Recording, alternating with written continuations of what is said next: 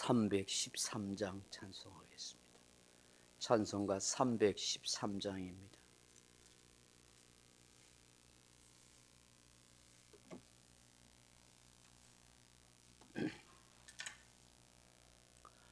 내 임금 예수 내 주여, 이제이니 주님 앞에 한없는 은혜 받고서 내 생명 모두 드리오니, 그 풍성하신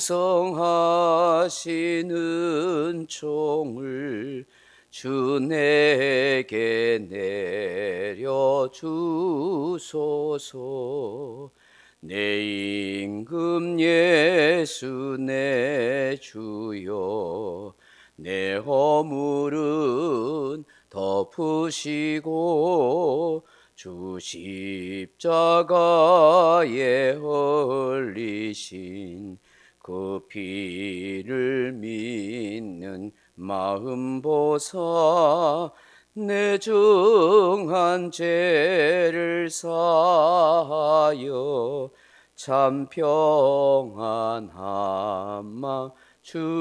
주소서. 내 임금 예수 내 주여, 주 은혜에 감격하여 한없는 감사 찬송을 내 주님 앞에 드리오며, 내 마음과 정성 다하여 늘 기뻐하며 살리라. 내 임금 예수 내 주여, 이 마음과 이 천한 몸 그 법의 피로 값주고 주 친히 사신 것이오니, 나 이제 사나 죽으나 주 뜻만 따라 살리라. 아멘.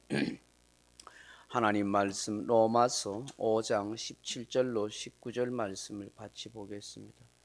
로마서 5장 17절에서 19절입니다. 한 사람의 범죄로 말미암아 사망이 그 한 사람을 통하여 왕노릇하였은즉, 더욱 은혜와 의의 선물을 넘치게 받는 자들은 한 분 예수 그리스도를 통하여 생명 안에서 왕노릇하리로다. 그런즉 한 범죄로 많은 사람이 정죄에 이른 것 같이 한 의로운 행위로 말미암아 많은 사람이 의롭다 하심을 받아 생명에 이르렀느니라. 한 사람이 순종하지 아니함으로 많은 사람이 죄 있는 것 같이 한 사람이 순종하심으로 많은 사람이 의인이 되리라. 아멘. 사랑하는 성도 여러분, 나라를 구성하려고 하면 세 가지 요소가 반드시 있어야 합니다. 백성과 땅과 주권입니다. 이 세 가지가 구성되지 않고서는 온전한 나라라고 할 수가 없습니다. 일제강점기에 우리나라는 백성도 있고 영토도 있었지만 주권이 없었습니다. 우리나라의 왕이나 대통령이 직접 다스리지 못했습니다. 일본 총독이 우리나라를 통치했습니다. 그러하였기에 그때에는 나라를 빼앗긴 백성이 되고 말았습니다. 이스라엘이 2000년 전에 로마로부터 멸망당하고 난 뒤 나라 잃은 백성으로 전 세계를 떠돌아다녔습니다. 아무리 백성이 있으나 영토가 없었기에 또 주권이 없었기에 나라가 없는 이스라엘 민족이 되었던 것입니다. 그러나 1948년에 지금의 팔레스틴 땅에 거주하여 나라를 세우게 된 것입니다. 나라를 구성하는 데 있어서 백성과 영토와 주권이 꼭 필요합니다. 그런데 나라를 다스리고 또 백성들이 편안하게 살려고 하면 누가 왕이 되느냐 하는 것은 더없이 중요합니다. 악한 왕이 나라를 다스리게 되면 백성들이 고통을 받습니다. 독재자가 나라를 통치하게 되면 괴로움은 온 백성이 고스란히 짊어지게 되는 것입니다. 한 나라의 왕, 대통령, 지도자는 그 나라의 흥망성쇠에 있어서 너무나 중요한 위치에 있기 때문입니다. 오늘 본문에 보시면 왕노릇한다 하는 말이 반복해서 나옵니다.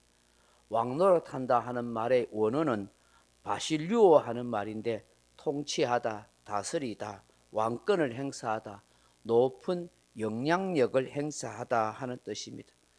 사도 바울은 첫째 아담과 둘째 아담인 예수 그리스도를 비교하여 왕노릇에 대해서 말씀하고 있습니다. 한 사람의 범죄로 말미암아 사망이 그 한 사람을 통하여 모든 사람을 통치하고 다스리게 되었습니다라고 말합니다. 다시 말하면 사망의 지배를 받는 처지에 이르게 되었다 하는 것입니다. 사망의 소나기에 빠져나올 수 없는 그런 형편이 되었다는 것이죠. 이것이 바로 저와 여러분, 우리 모든 인류가 처한 현실이었다는 것입니다. 그런데 더욱 은혜와 의의 선물을 받은 자들은 한번 예수 그리스도를 통하여 생명 안에서 왕노릇하게 되었다고 말씀합니다. 예수님을 통하여 생명이 우리를 이제 다스리는 존재가 되었다 하는 것입니다. 이제는 죽음이, 사망이 우리를 다스리고 통치했지만 이제는 예수님 때문에 생명이 우리를 다스리는 그런 존재가 되었다 하는 것입니다. 18절에 보시면 또다시 이렇게 말씀합니다. 한 범죄로, 18절 같이 볼까요? 그런즉 한 범죄로 많은 사람이 정죄에 이른 것 같이 한 의로운 행위로 말미암아 많은 사람이 의롭다 하심을 받아 생명에 이르렀느니라. 아멘. 한 사람의 범죄로 말미암아 모든 사람이 다 정죄를 받게 되었지만 한 분의 의로운 행위로 통해서 많은 사람이 의롭다 하심을 받아 생명에 이르게 됐다는 것입니다. 더 나아가서 16절에 보면 한 사람이 순종하지 아니함으로 많은 사람이 죄인 된 것 같이 한 사람이 순종하심으로 많은 사람이 의인이 되리라 그렇게 말씀합니다. 첫째 아담이 하나님의 말씀에 불순종함으로 인해서 죄인이 모두가 되고 말았습니다. 그런데 둘째 아담인 예수님의 순종하심으로 말미암아 우리 모두가 의인이 되었다 하는 것입니다. 이것이 신학적으로 대표성의 원리라 하는 것입니다. 이처럼 바울은 적나라하게 두 아담을 비교하여 우리에게 복음의 우수성, 복음의 생명성을 말씀합니다. 예수 그리스도의 구원의 역사가 어떠한지를 말씀하는 것입니다. 한 사람의 죄로 사망이 와서 다스렸습니다. 정죄에 빠졌습니다. 불순종으로 죄인이 되었습니다. 그러나 한 사람 예수 그리스도 말미암아 생명이 다스립니다. 의롭다 하심을 받았습니다. 순종으로 의인이 되었습니다라고 말씀하는 것입니다. 우리의 행위와 조건과 공로와는 아무런 상관이 없습니다. 오로지 하나님의 은혜와 의의 선물인 예수 그리스도를 통해서 이루어진 사실이라는 것입니다. 우리가 예수 그리스도를 믿어야 할 까닭이 여기에 분명히 있는 것입니다. 우리는 더 이상 사망의 왕노릇하지 않고 예수 그리스도 안에서 생명이 나를 다스리고 있음을 믿으십시오. 우리에게는 영생의 약속이 있다는 사실을 기억하십시오. 나는 더 이상 정죄받지 아니함을 믿으십시오. 우리는 의롭게 된 인생이요 더 이상 죄인이 아닌 의인의 인생이 되었다는 사실을 우리는 믿어야 하는 것입니다. 오늘 나를 다스리시고 내 속에 역사하시는 생명의 주가 되시는 예수님을 통해서 오늘도 생명 안에서 왕노릇해 가는 그런 저와 여러분의 삶이 되게 해달라고 기도하는 이 새벽 되기를 주님의 이름으로 축복합니다. 각자 기도하시다가 돌아가시기 바랍니다.